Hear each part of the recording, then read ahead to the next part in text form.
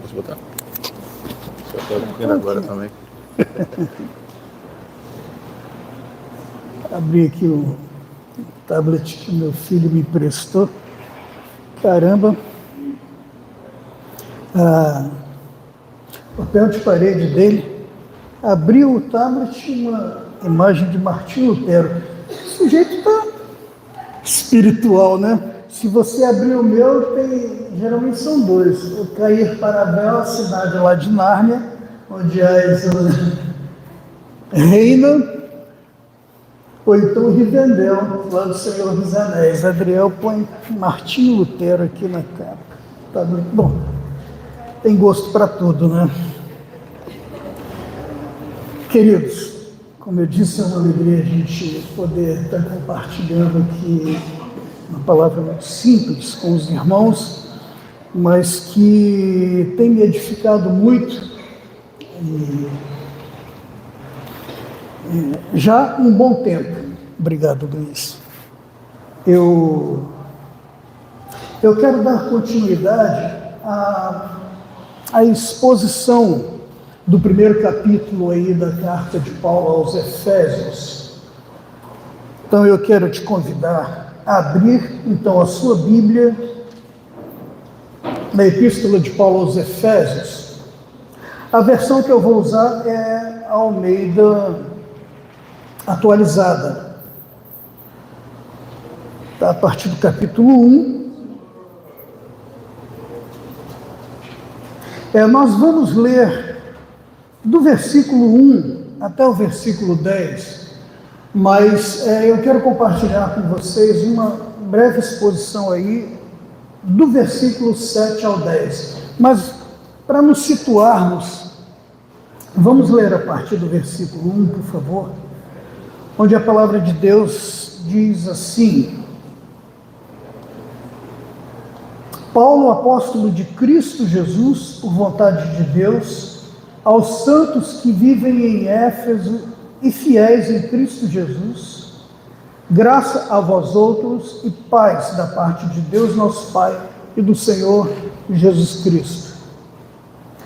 Bendito o Deus e Pai de nosso Senhor Jesus Cristo, que nos tem abençoado com toda sorte de bênção espiritual nas regiões celestiais em Cristo, assim como nos escolheu nele antes da fundação do mundo para sermos santos e irrepreensíveis perante ele, e em amor nos predestinou para ele, para a adoção de filhos, por meio de Jesus Cristo, segundo o beneplácito da sua vontade, para o louvor da glória de sua graça, que ele nos concedeu gratuitamente no amado, no qual, versículo 7, a nossa exposição será a partir do versículo 7, no qual temos a redenção pelo seu sangue, a remissão dos pecados, segundo a riqueza da sua graça, que Deus derramou abundantemente sobre nós em toda sabedoria e prudência, desvendando-nos o mistério da sua vontade, segundo o seu beneplácito que propusera em Cristo, de fazer convergir nele, na dispensação da plenitude dos tempos, todas as coisas, tanto as do céu como na terra. Vamos ler somente até o versículo 10, conquanto tem uma vírgulazinha aí, né, que a nossa gramática exige, mas ler esses versículos, pelo menos até do versículo 1 até o versículo 14, você precisa de fôlego. Parece que Paulo ele se empolgou em um momento lá onde ele decidiu escrever isso, e num só fôlego, sem pontuação, sem parágrafo algum, ele segue do versículo 1 até o 14, em um fôlego só. Paulo está aqui extasiado, absorto nas grandes bênçãos que o Senhor Jesus lhe tinha concedido. Então, assim, queridos, na nossa introdução à exposição deste capítulo 1 de Efésios, do versículo 1 ao 2, só para nos situarmos aqui, me deem, por favor, a liberdade, não de um resumo, mas para entendermos, a partir do versículo 7, o que nós queremos dizer, nós comentamos, versículo 1 e 2 foi nosso primeiro encontro aqui sobre Efésios, capítulo 1.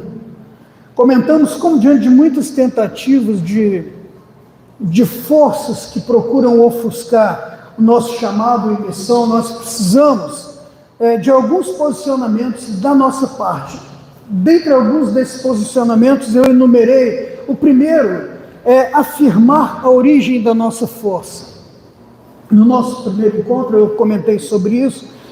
Quando afirmamos a origem da nossa força, Paulo quer nos mostrar como ele tinha uma convicção inamovível acerca do seu chamado, do seu apostolado, porque esta convicção que ele tinha do seu chamado estava fundamentada na palavra do Senhor e na vontade de Deus. Nós comentamos aí quase que de uma forma exaustiva sobre isso. Então, essa origem da nossa força, se nós temos convicção de termos sido chamados por Deus, essa convicção ela precisa estar fundamentada na palavra de Deus e na sua vontade acerca da nossa vida. Segundo, precisamos reconhecer a força da oposição que nós enfrentamos.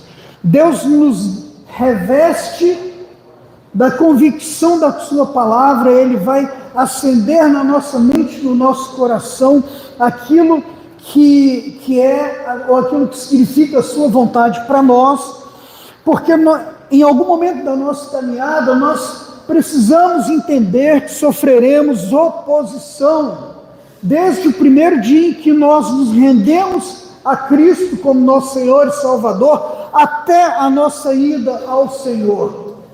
Sofreremos oposição. É bom lembrar que, como cristãos, nascidos de novo, nós não romantizamos a vida cristã. Nós sabemos que nós podemos experimentar alegria, nós experimentamos de fato bênçãos sem medidas da parte de Deus. Ele vai falar que nós somos abençoados com toda sorte de bênçãos. Nós não abrimos mão dessa convicção.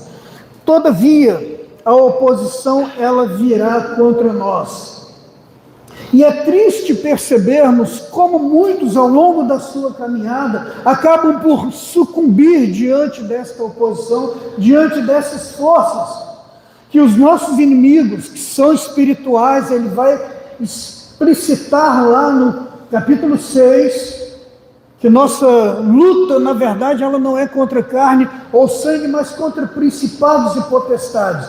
Mas como esses principados e potestades são agentes, espíritos invisíveis, muitas vezes eles se nos opõem nesta terra por meio de estruturas que são muito visíveis. Paulo experimentou isso na cidade de Éfeso. Quando ele começou a pregar o Evangelho, foi bem sucedido na pregação do Evangelho. Feiticeiros, muitos em Éfeso se converteram, como reflexo daquela conversão espetacular, levaram para a praça da cidade milhares de livros, feitiçaria e magia. Aquilo suscitou perseguição a Paulo e aos seus companheiros. Conosco não será diferente. Todavia, há uma garantia de que, conquanto a oposição que virá contra nós, ela, por mais acirrada que seja, por mais poderosa que seja, maior é o Senhor, porque Ele nos colocou em uma posição privilegiada. Estamos em Cristo. Se Cristo reina, se Cristo é vitorioso, estarmos em Cristo significa que somos os seus representantes nesta terra. Então, há uma garantia de vitória sobre nós. Então, reconhecemos, em terceiro lugar, como Paulo, a força da nossa mensagem, e essa mensagem ela está carregada de poder e graça. Poder e graça, e esta graça é aquela graça que tem o poder de salvar o pior dos pecadores. Eu acho que esse é um lembrete, acho não, eu tenho certeza que é um lembrete que nós precisamos trazer muito forte à nossa mente, porque às vezes nós nos escandalizamos ou até mesmo duvidamos de algumas pessoas que se convertem e são salvas pelo poder de Deus, mas porque aquele pecador perante a sociedade, ele era, como é que posso dizer, irreparável, a sua vida seria irreparável, e Deus vai lá na pessoa de Cristo, no poder do Espírito, repara aquele pecador, ele dá uma nova vida àquele pecador, e muitas vezes nós que confessamos o Senhor, nós duvidamos deste poder. Duvidamos deste poder.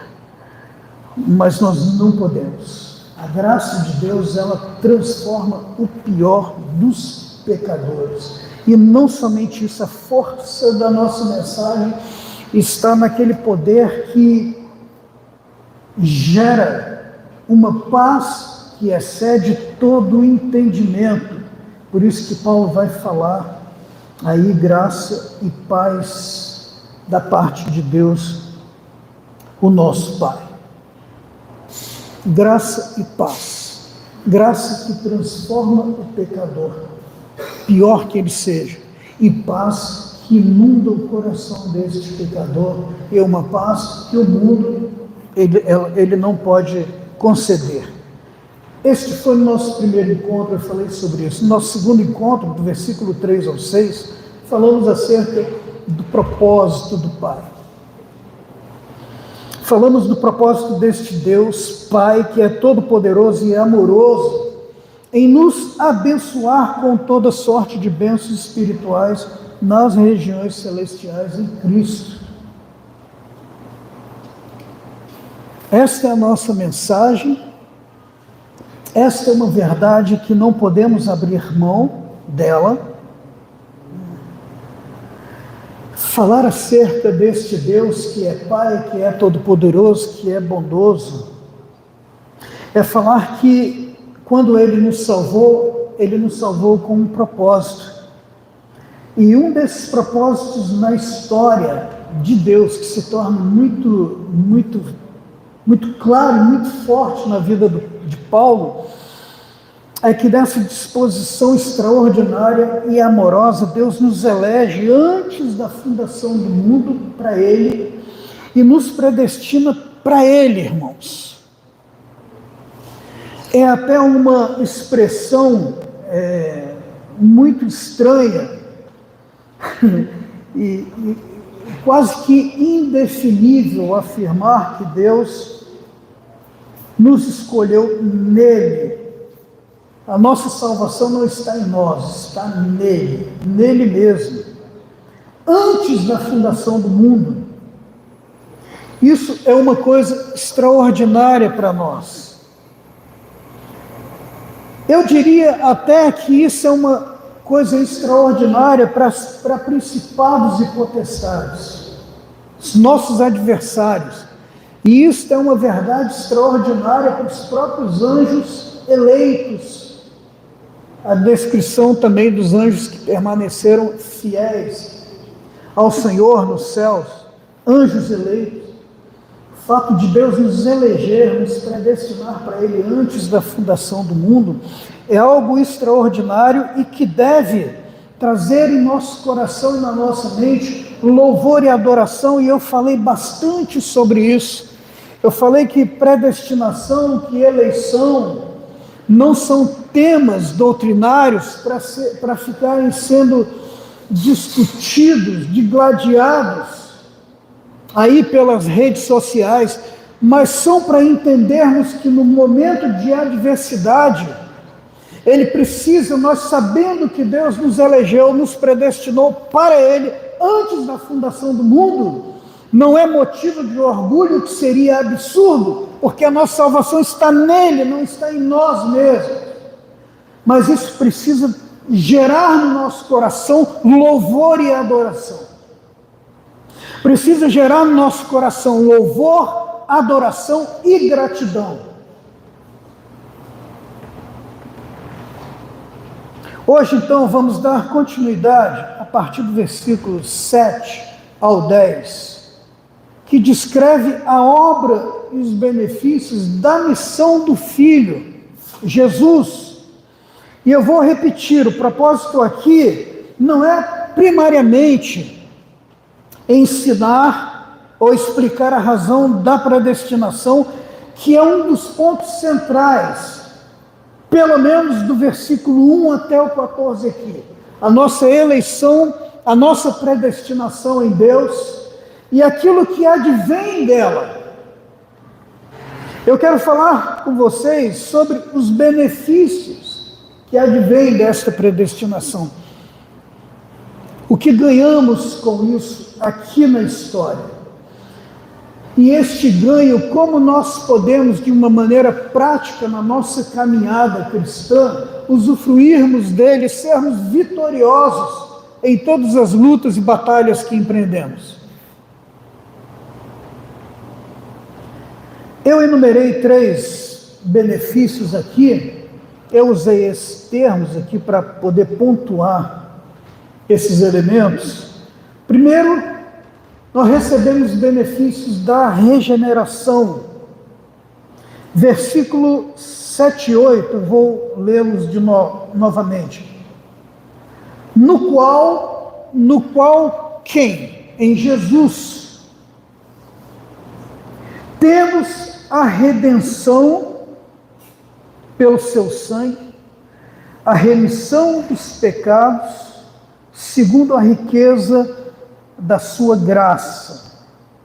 Versículo 8, que Deus derramou abundantemente sobre nós em toda sabedoria e prudência.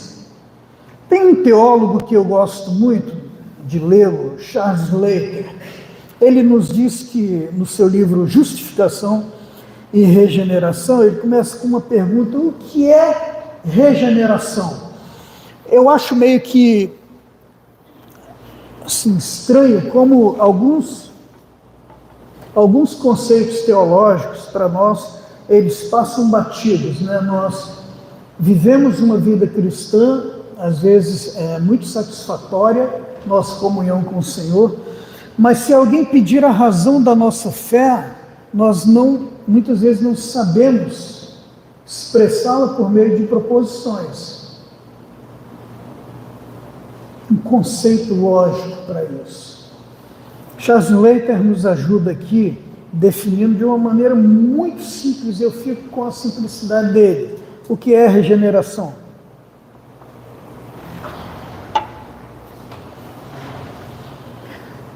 De acordo com a Bíblia, Charles Leiter, ele vai definir regeneração, é uma nova criação.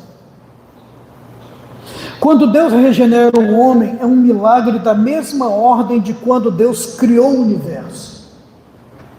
Na verdade, moralmente falando, é um milagre muito maior.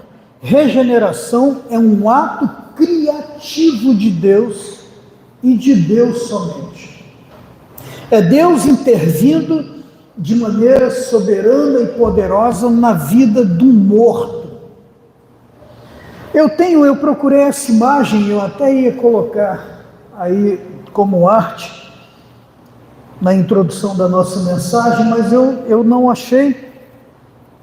A imagem de regeneração seria aí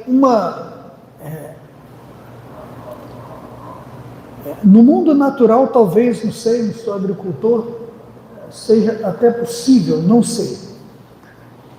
Mas se for, é o absurdo dos absurdos, naturalmente falando. A imagem é de uma planta que está morta. Está morta, está seca. Lá em casa nós perdemos um mamoeiro que rosa. Para ela superar a morte daquele mamoeiro está difícil, porque o bicho estava carregado. E por alguma razão lá, o mamoeiro morreu. E foi impossível regenerar.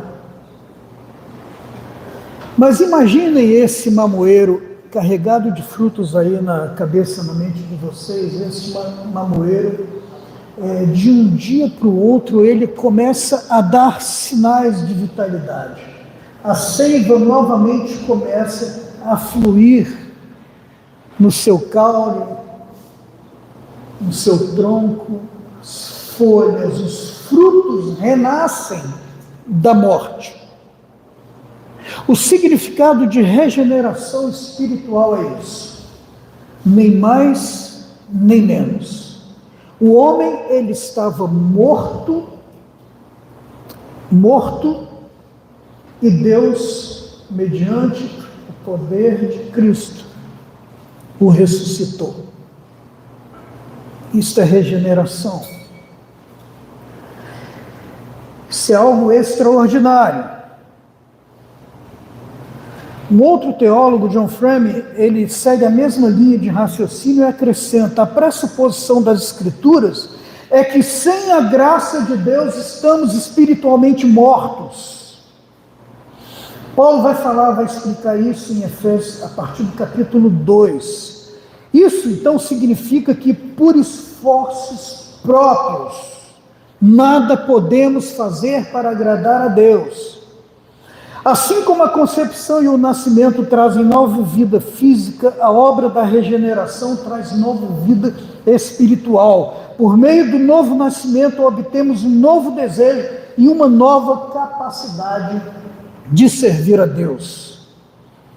Por isso, John Frame continua: a minha definição de regeneração é esta: é um ato soberano de Deus que inicia uma nova vida espiritual em nós. Pura e simplesmente isso.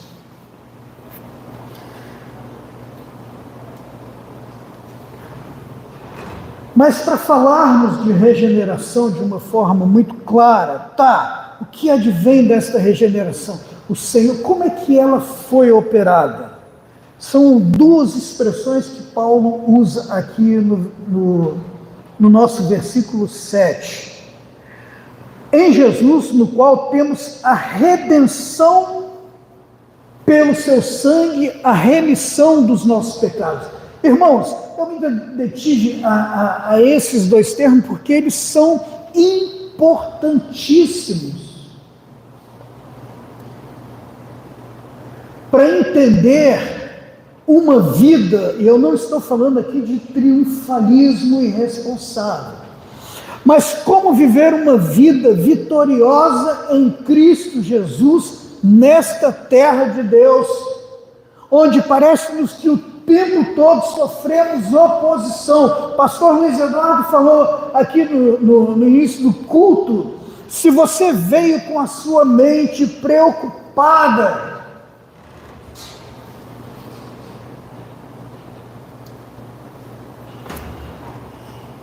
com tarifaço, né? Tarifaço, olha, eu já estou tomando nojo dessa expressão, porque tudo agora é tarifa. Eu não estou sendo ridiculamente irônico, não é só isso, é porque hoje só se fala de tarifaço. Às vezes a nossa atenção, e eu estou lutando muito contra isso, às vezes a nossa atenção, ela volve-se para pessoas e eventos que não deveriam preencher a nossa mente, as nossas preocupações no dia a dia. Esses dias, essas semanas, essa semana, o pastor Luiz Espírito pediu para eu compartilhar a palavra hoje. Irmãos, uma luta intensa na minha alma, e eu não estou exagerando aqui. Uma luta intensa para entrar na presença de Deus em oração, clamar pela sua misericórdia, para me encher do seu Espírito, encher a minha mente da sua palavra, porque muitas vezes eu começo a divagar acerca das circunstâncias que estão sobre nós. Se não vigiarmos, isto é a força da oposição que vem contra nós nesses dias. Eu não estou querendo dizer que devemos nos alienar da vida social, política, não é isso, gente. O problema é quando nós nos deixamos levar por essas ondas de eventos, de tal maneira que essas ondas nos submergem. e se submergirmos neste mar, o caos começa a tomar conta da nossa mente e do nosso coração.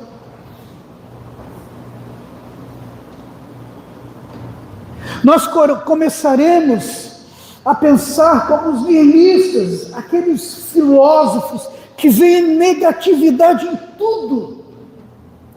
Parece que Deus em algum momento está excluído desta existência. A preocupação de Paulo aqui, queridos, além de nos lembrar que nós fomos eleitos, predestinados por Deus o Pai, antes da fundação do mundo, é para que entendêssemos, quando entramos na história, quando começamos a caminhar nesta existência, se Cristo nos resgatou, precisamos ter consciência de como foi efetuado este resgate. E a primeira palavra aqui é esta palavrinha que eu acho espetacular, que é redenção. O que é redenção, irmãos? Falar aqui sobre a redenção e a sua causa, versículo 7 aqui. Redenção é uma expressão em grego que foi traduzido por redenção aqui. É uma expressãozinha em grego que ela praticamente inexiste no grego clássico. Aquele grego dos filósofos, dos poetas. Quanto mais no koiné, que era o grego vulgar, o grego comum da época. É uma palavra pouco usada. Poucos usaram, porque dizem que é uma palavra muito nobre para ser usada. Mas que no Novo Testamento, eu não enumerei aqui quantas vezes ela é usada, mas pelo menos umas 14 ou mais vezes. Então, quando o Espírito Santo ilumina Paulo para falar que em Jesus nós temos a nossa redenção, e o significado aqui de redenção envolve o pagamento de um resgate para recuperar algo que foi tomado, ou alguém que está sendo mantido em cativeiro. Então, queridos, o pecado, quando falamos em pecado, tanto o pecado original, né, que a teologia vai falar, que herdamos de nossos pais, a consequência da sua rebeldia é que hoje nós também nascemos com esta propensão, esta disposição irrefreável para a rebeldia contra Deus, para a rejeição contra Deus, o distanciamento de Deus. É isso que o pecado nos faz. Ele retira esta integridade que Deus planejara para nós lá no Éden, que nós perdemos. Então, a ideia que o apóstolo Paulo tem, eu vou estreitar aqui, a ideia que o Espírito Santo tem, porque ele inspira Paulo a usar essa expressão, é que toda a humanidade fora de Cristo, ela está cativa a um poder do qual o homem, ele é impossível se ver livre. O homem, então, ele é um escravo nesta existência. Ele pode não ter esta consciência, mas essa escravidão aqui não é aquela escravidão descrita ali no contexto greco-romano, de homens e mulheres sendo vendidos no mercado escravo.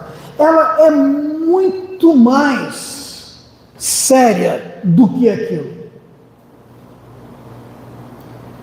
A palavra de Deus, ela vai nos dizer que nós somos o homem não regenerado, ele é escravo do diabo, ele é escravo da sua carne, ou seja, desta natureza, dos seus afetos que não são, dos seus desejos que não são renovados pelo Espírito. O homem, ele é escravo disso, porque Paulo aqui em Efésios vai dizer que o homem, ele anda segundo a vaidade dos seus pensamentos. Ele vive quase que como que um animal. Ele vive pelos seus instintos, ele só quer satisfazer os seus instintos. O homem não regenerado, ele quer dar vazão à sua vontade não regenerada por Deus. Por isso ele é um escravo. Em vez de ele se humanizar, quanto mais vontade, mais vazão ele dá à sua vontade, enquanto distante de Deus, mais idêntico aos animais ele se torna. Ele vive instintivamente, não racionalmente. Eis a razão porque muitos pecados que a sociedade, a própria sociedade condena, eles são praticados no oculto, em silêncio.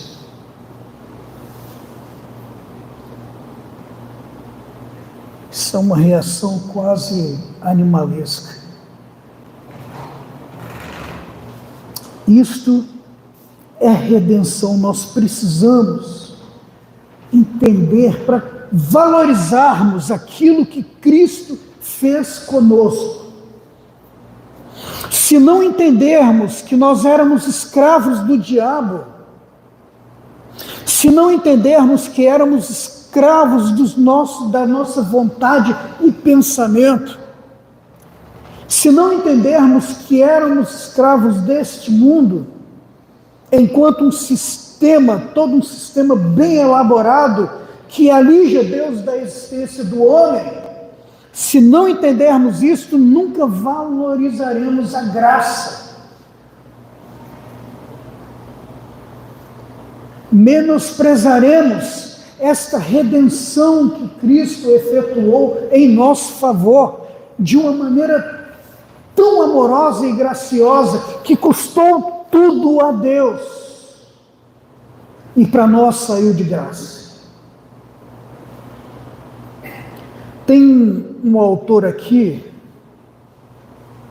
que ele vai falar, eu já dei uma palhinha aqui, que essa expressão grega traduzida para redenção na nossa língua,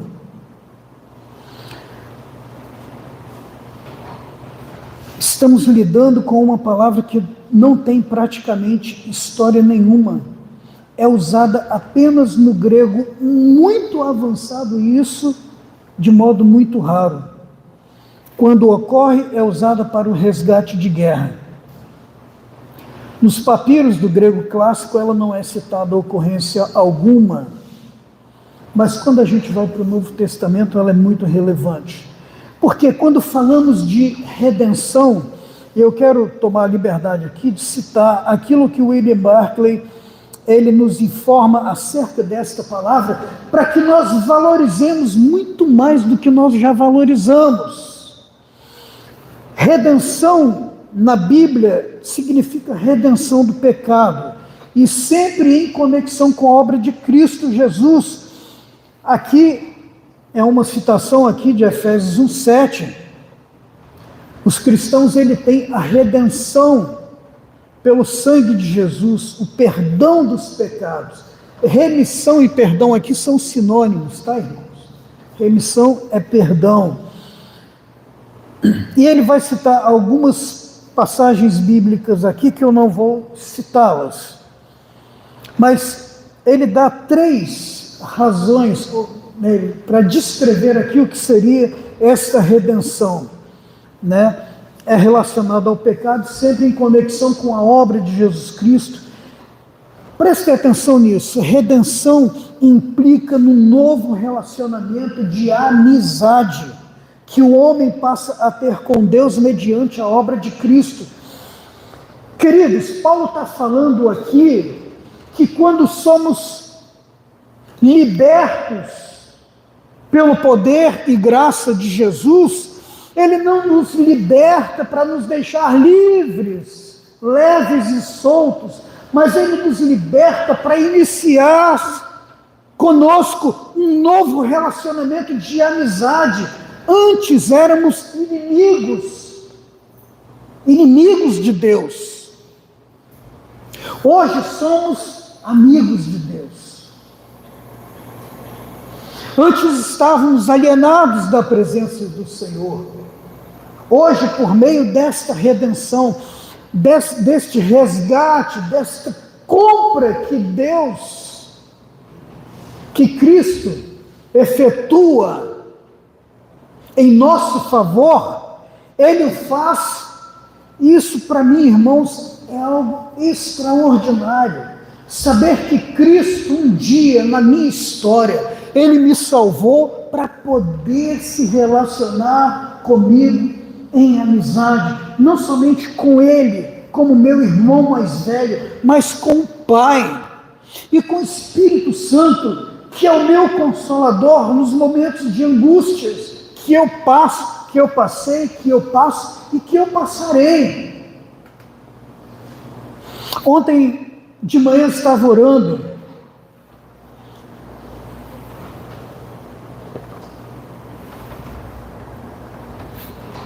depois que eu li mais uma vez o texto de Efésios, e eu me ajoelhei ali ao lado da minha cama para procurar agradecer ao Senhor por tudo, tantos benefícios, tantos irmãos que Ele me tinha feito. E eu me lembrei no início da minha conversão, Luiz Eduardo, nós nos conhecemos desde aqueles tempos, 85, que época maravilhosa. Ontem, ao lado da minha cama, eu estava me lembrando que foi até um dia, eu estava na base, eu era militar da Marinha, eu estava naqueles dias que eu estava me sentindo tão cheio, tão grato a Deus, da forma como Ele me salvou. Vocês sabem, a maioria, se não todos, sabem que eu sou lá de Espírito Santo, de uma cidadezinha do interior. Cresci em Colatina, fiquei em Colatina até os 17 anos. Quando eu saí da minha casa, eu senti muito. Para mim foi um sentimento de orfandade, porque a minha família para mim era tudo. Eu tive um excelente relacionamento com meus pais e com meus irmãos. Tive um excelente relacionamento. Quando eu vim para o Rio, eu me senti órfão. E uma das grandes dádivas que Deus me concedeu na conversão, no novo nascimento, foi esta inclusão, foi esta consciência de que eu tinha uma nova família, que meu pai, conquanto estivesse ausente alguns quilômetros, eu tinha um pai que estava muito perto de mim. Eu tinha várias mães na minha nova comunidade de fé. Eu tinha muitos irmãos. Eu estava me lembrando que eu estava caminhando ali à beira do mar, num cais, e eu falei, ainda bem que o Senhor não ouve todas as nossas aspirações. E eu falei com o Senhor, Senhor, eu estou me sentindo tão bem contigo. Aí eu olhei assim para o céu, isso aqui em Niterói, eu olhava para o rio, olhava para o céu, particularmente nesse dia, nessa manhã ou tarde, eu não lembro, estava um dia muito bonito. Eu falei, Senhor, se Tu me levasses agora, como seria bom, como seria bom estar com o Senhor. Senhor, eu me lembro tem uma oração, foi uma aspiração que saiu de mim. Senhor, não queres me levar, não? Meu Deus.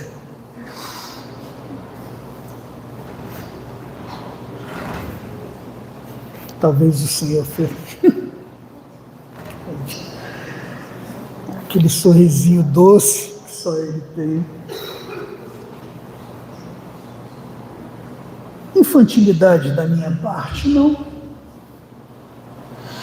Era uma aspiração legítima que Paulo também teve. Eu gostaria de estar com o Senhor, porque é muito melhor. Mas por causa da igreja, que pesava ainda sobre os seus ombros, era melhor que ele ficasse. Esta é uma das aspirações que inflamam, que entram no coração daquele que foi salvo pelo Senhor. Pode vir qualquer dificuldade. Mas se você sabe que você hoje pertence a Cristo, por meio desta redenção, desta libertação, a imagem é forte aqui, irmãos. A imagem é forte. Nós éramos escravos, estávamos aprisionados.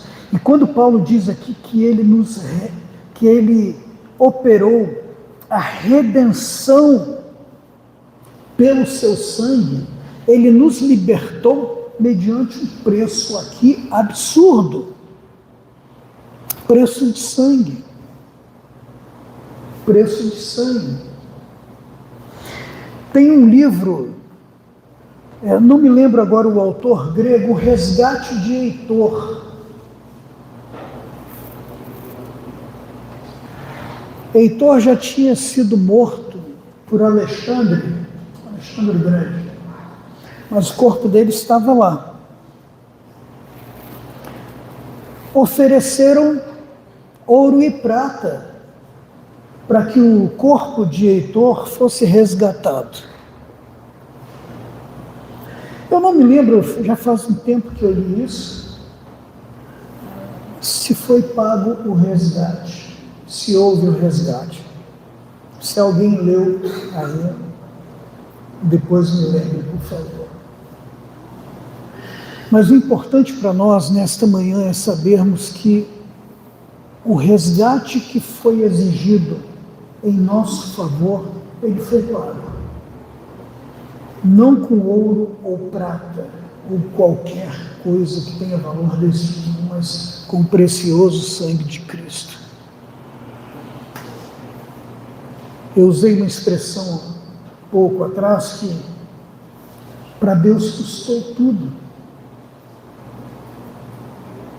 O Senhor, Deus o Pai, ter você aqui nesta manhã sentado, estou vendo várias pessoas sentadas aqui ouvindo a mensagem. Se você tem consciência de uma vida nova com Deus, o Senhor te resgatou. Irmãos, isso precisa ser supervalorizado na sua vida. É você saber, é você entender este preço que o Pai, que Jesus, melhor dizendo, pagou ao Pai, pela sua vida, pela minha vida, pela nossa vida. Deus não estava brincando aqui de negociata nenhuma, nem Jesus. Nós fomos resgatados, fomos libertados por um preço muito alto. Esta consciência precisa gerar em nós uma firmeza tamanha que quando vierem as adversidades, as lutas, os medos, as frustrações, saibam que o Senhor teve um objetivo quando Ele te comprou. Falei atrás que foi para nos conceder paz ao nosso coração.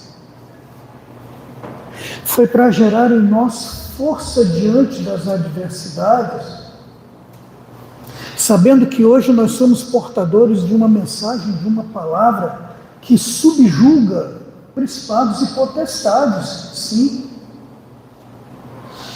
E que talvez o mais interessante, subjuga a nossa própria incredulidade, da qual muitas vezes nós somos assaltados.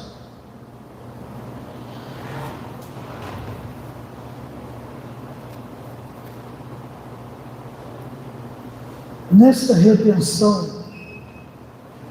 um outro grande benefício é que nós experimentamos a remissão dos nossos pecados, ou seja, o perdão dos nossos pecados.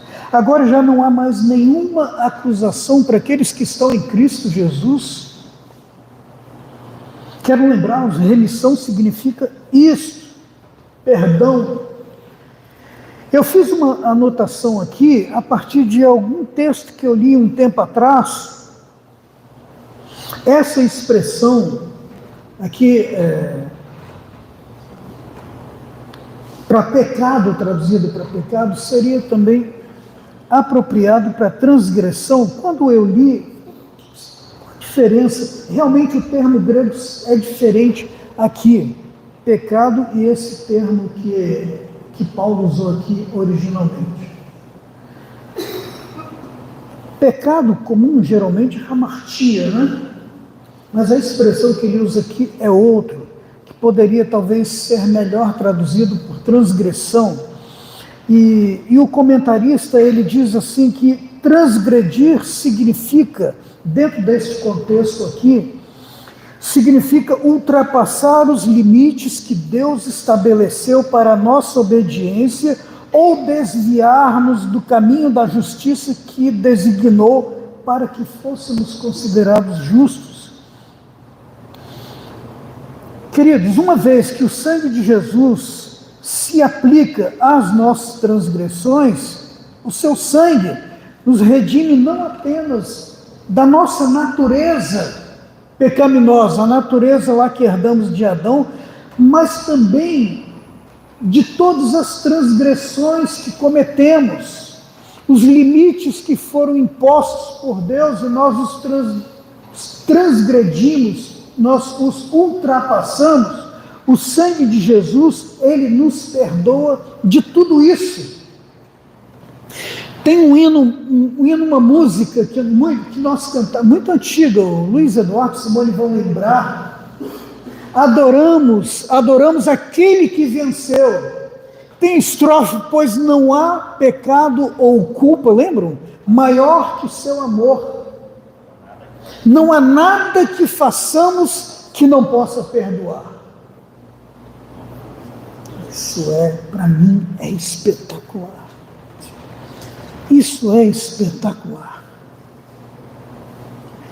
Não há nenhuma transgressão, nenhum pecado. Nada que uma vez reconhecido e lançado aos pés da cruz, o sangue vertido na cruz, não tenha poder suficiente para pagar. O sangue de Jesus, ele é poderoso e extenso, suficientemente para pagar todos os nossos pecados. Todavia, ele terá valia, efeito, quando confessado. Quando confessado. Não quando escondido, não quando retido. Quando num ato de... Eu não vou nem usar o termo rebeldia da nossa parte,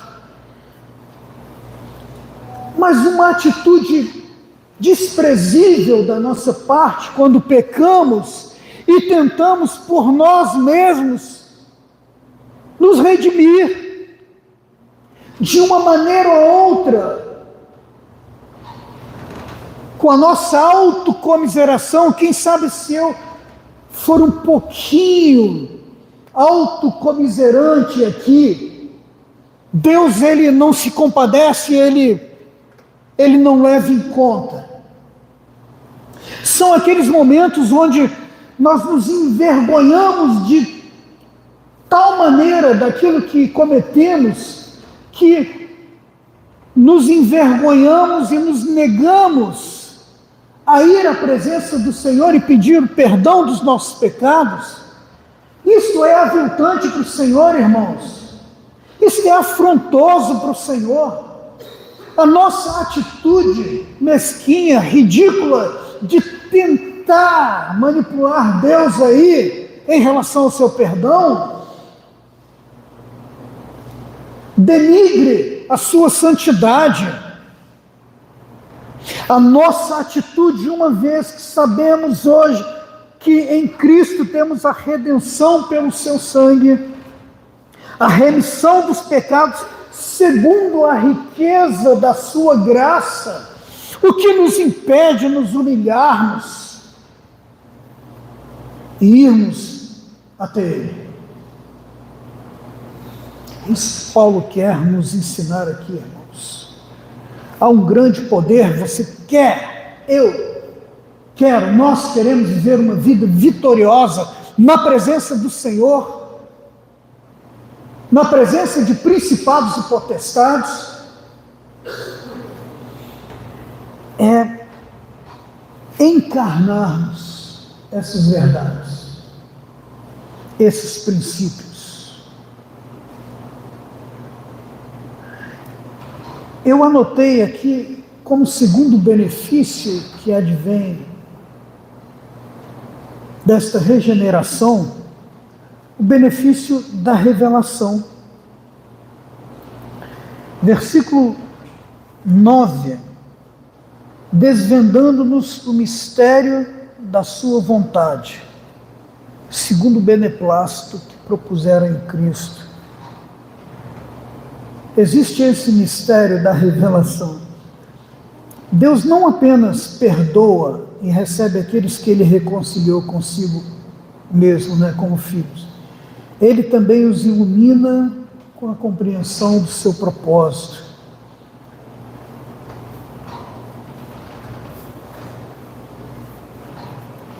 Nós somos coparticipantes agora dos projetos de Deus nesta terra. O ato de regeneração é unicamente de Deus, não temos participação nenhuma nele.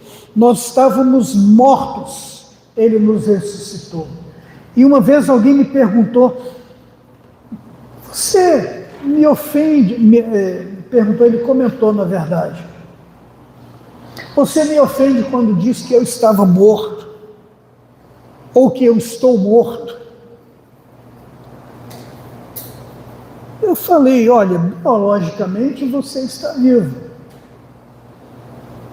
Antes de 1985, antes de junho de 85, biologicamente eu estava vivo, mas espiritualmente eu estava morto.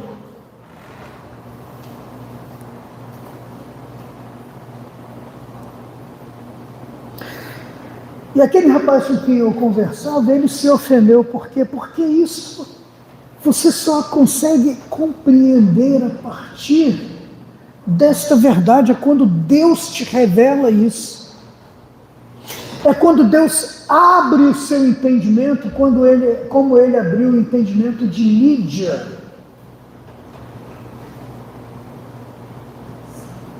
Lembra aquela vendedora de púrpura?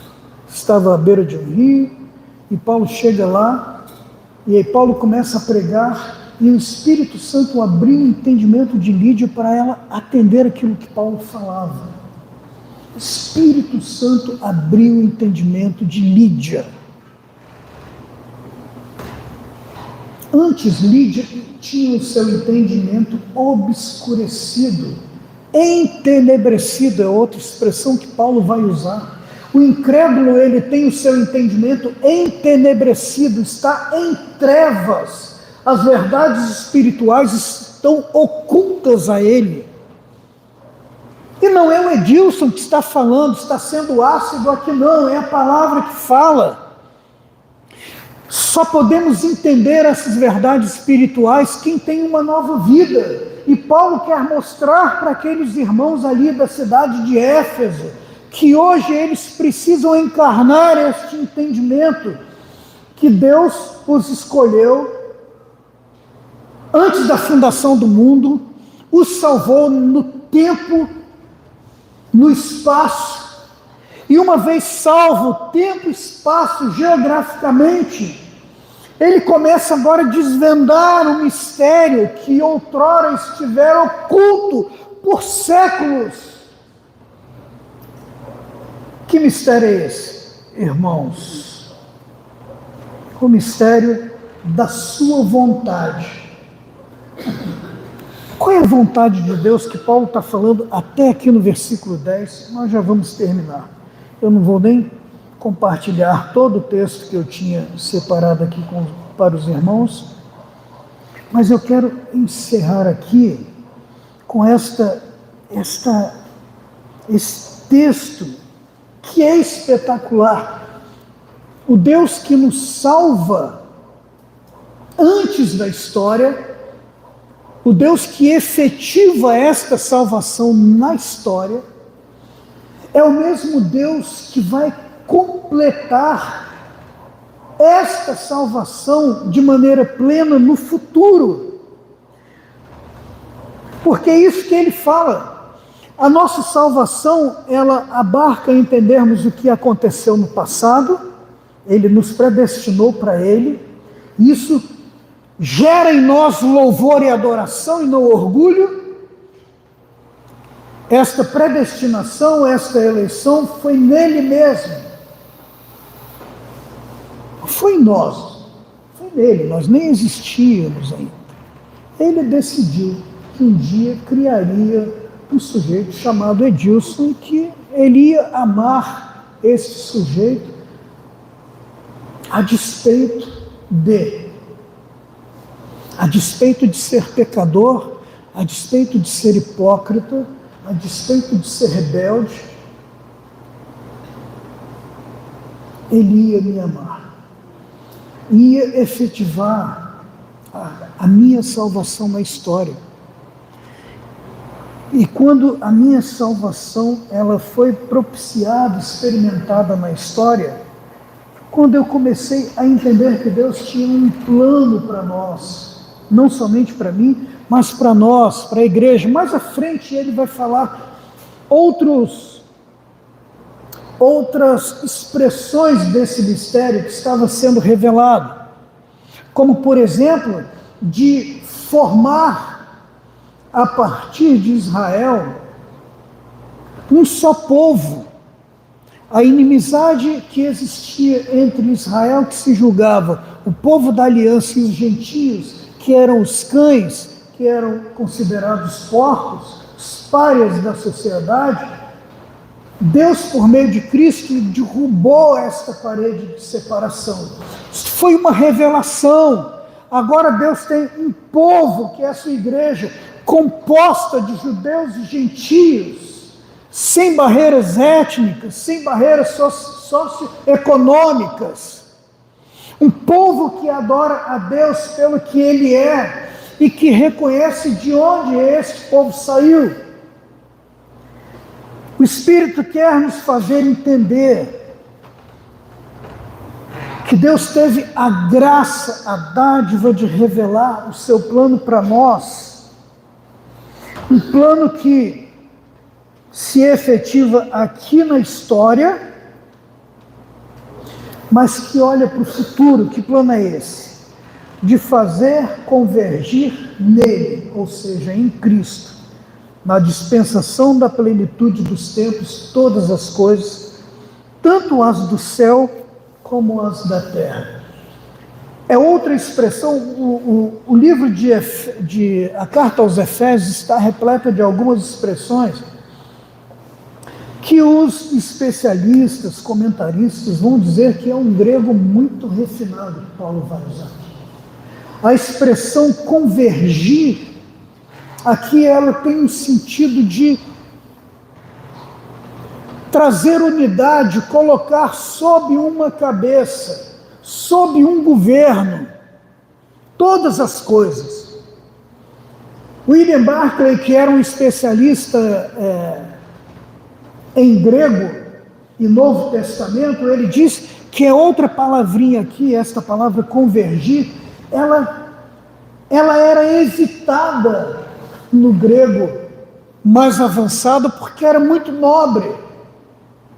Por exemplo, era impensável afirmar que no fim das eras, mesmo porque para a mente grega a vida ela era cíclica, ela não teve um início, ela não tem um telos, um início e um objetivo final. Isso só o judaísmo, muito bem estudado, e o cristianismo, de uma maneira muito abrangente, muito clara, vai mostrar que a história ela começou com um objetivo escrito por Deus e ela tem um final muito bem definido.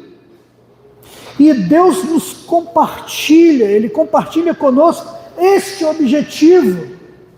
Por isso eu disse que nós nos tornamos coparticipantes com o Senhor do seu plano nesta terra. A igreja ela tem um objetivo de viver aqui Nós não podemos nos alienar ou sermos alienados da vida social. Nós somos, é verdade, cidadãos dos céus, mas por enquanto somos cidadãos desta terra. Mas um dia entendamos que todo sofrimento, toda desordem que existe neste planeta, em todo o cosmos, haverá um ponto da história onde todas essas divergências, todas essas contradições, tudo o que nos deixa assombrados, tudo isto um dia será trazido aos pés de Cristo, quando Ele então será Senhor de tudo e de todos. Já não haverá mais oposição ao seu senhorio, já não haverá mais rebeldia, já não haverá mais nenhuma desordem, porque é isso que Paulo está falando. Não dá para falar de convergir todas as coisas aos pés de Zeus, ou de Apolo, ou de Atenas, ou de Esculápio, ou quem quer que seja o Deus grego. Possibilidade. Mas quando Cristo entra na nossa história, e a gente vê o que nós vemos aí, nesta terra, quando tudo estiver convergido em Cristo, ninguém ousará mais tarifaço, ninguém ousará retaliação, não haverá lugar para isso, porque Jesus será Senhor de tudo e de todos. Isso precisa gerar em nós alegria, paz, adoração, irmãos.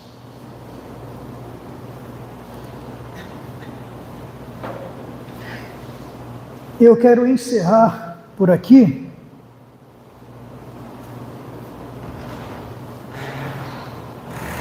resumindo na afirmação seguinte, que eu anotei aqui para dar uma ordem.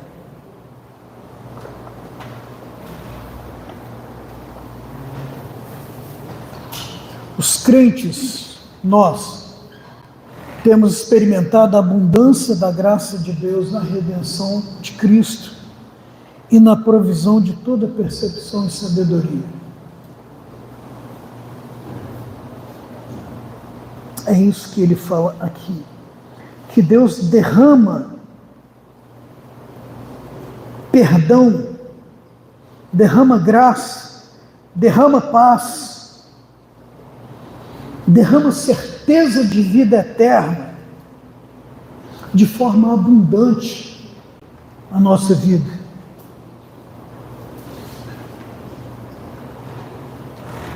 Paulo vai chamar aqui no versículo 7 de riqueza da sua graça. E o que faz Deus agir dessa forma? A sua sabedoria e prudência. A nossa salvação, que é um absurdo para muitos, é a sabedoria de Deus. Deus encarnar-se em Cristo é um absurdo, mas é a sabedoria de Deus. E em toda a prudência aqui, eu quero fazer um pequeno adendo. A expressão aqui significa o seguinte: que Deus te salvou, que Deus me salvou, mesmo sabendo quem nós éramos. Ele derrama graça, paz, perdão, mesmo sabendo que muitas vezes nós voltaríamos a agir como filhos rebeldes, aviltando a sua graça e o seu amor, afrontando a sua graça e o seu amor. É isso que significa essa expressão aqui, prudência. É uma expressão muito esquisita em grego, mas significa isso. O que nós faremos depois de sabermos disso? O que nós faremos depois de sabermos que a nossa vida ela precisa ser vivida de uma maneira tal em responsabilidade e louvor, que uma vez que sabemos que pertencemos ao Senhor, que somos do Senhor hoje, que há uma garantia de que absolutamente nada é páreo para o poder de Cristo, nada é páreo para nos tirar das mãos deste Deus, que pelo menos nesses 10 primeiros capítulos aqui, Paulo está descrevendo de uma maneira extraordinária.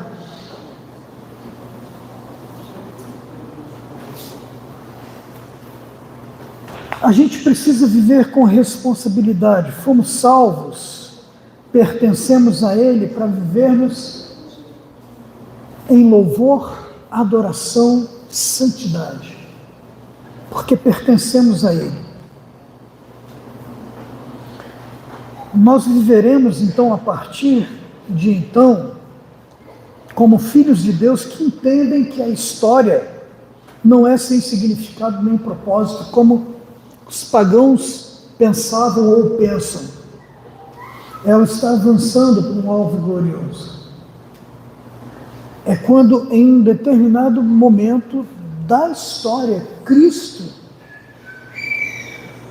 Ele virá e todas as coisas, absolutamente todas as coisas, os reis da terra, tudo será colocado aos seus pés. Ele será o Senhor de tudo e de todos. E esta sabedoria e percepção que nos deram a conhecer o plano secreto de Deus, ou seja, que plano é esse? Ocasião da plenitude dos tempos, Deus unirá no seu amado Filho Cristo Jesus todas as coisas no céu e na terra, de modo que Cristo é a provisão da redenção e aquele em quem Deus une todas as coisas no céu e na terra. Todas as coisas serão unidas, irmãos, todas, absolutamente todas as coisas serão lançadas aos pés do nosso amado Salvador, o Senhor Jesus. Desde a primeira mensagem eu quis deixar claro para nós aqui. Eu estava falando, orando a Deus. Esses capítulos de Efésios, pelo menos o primeiro capítulo de Efésios, tem gente que até evita pregar sobre eles, porque é tudo tão cósmico, é tudo tão espiritual. Em que isto pode trazer de prático na nossa vida? Tudo. Não existe teologia abstrata, eu já falei aqui e vou repetir. Não existe teologia que é feita para a abstração. Toda teologia, ela tem que ser prática. Quando a gente fala aqui de graça, de paz, esses conceitos precisam ser encarnados na nossa vida. Quando a gente fala de eleição e predestinação, esses conceitos precisam encarnar na nossa vida.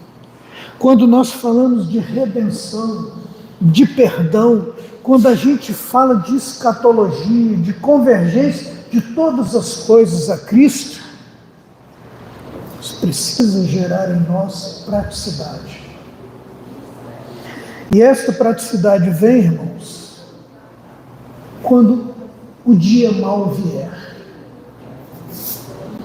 Eu gostaria que vocês não esquecessem o contexto ao qual os leitores de Paulo, eles vivem, é um experimento. É um conceito de oposição. conceito de perseguição, é um conceito de luta, é um contexto, de guerra. Então, estes conceitos trazidos aqui, eles têm que ser práticos a nós. Quando estivermos no campo de batalha, quando nossa mente estiver sendo atacada, lembremos-nos que a graça e a paz do Senhor, ela foi derramada em nosso coração. Nada pode nos tirar do alvo, que é permanecermos por enquanto firmes diante do nosso Supremo General. Quando a dúvida tentar nos assaltar, lembremos-nos que a nossa salvação, ela está alicerçada no conceito, gostaria nem de usar esse termo, mas na realidade da eleição e da predestinação de Deus, tão graciosamente expressada a nós. E nos lembrar quando a acusação, qualquer acusação nos vier contra nós, sabermos que fomos redimidos,